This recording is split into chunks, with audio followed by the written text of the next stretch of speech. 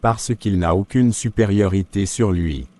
Lisons ce que l'Écriture nous dit sur l'arbre de la connaissance du bien et du mal dans Genèse 2 versets 16 à 17.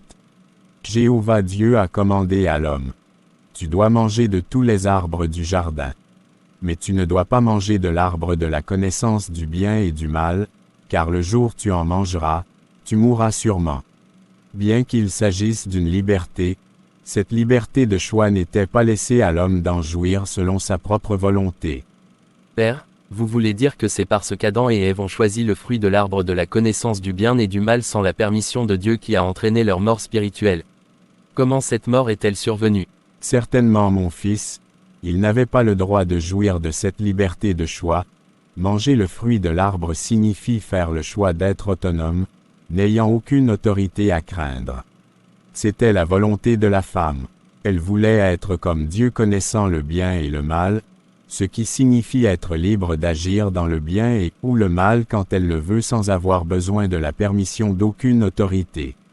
C'est ce qu'on appelle prendre l'autonomie.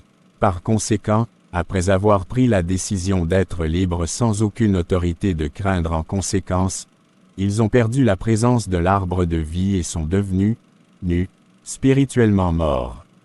Et en même temps, ils sont devenus maîtres d'eux-mêmes parce qu'ils n'ont aucune autorité à craindre. C'est pourquoi Dieu a dit dans Genèse 3 verset 22. Voici, l'homme est devenu comme l'un de nous, pour la connaissance du bien et du mal.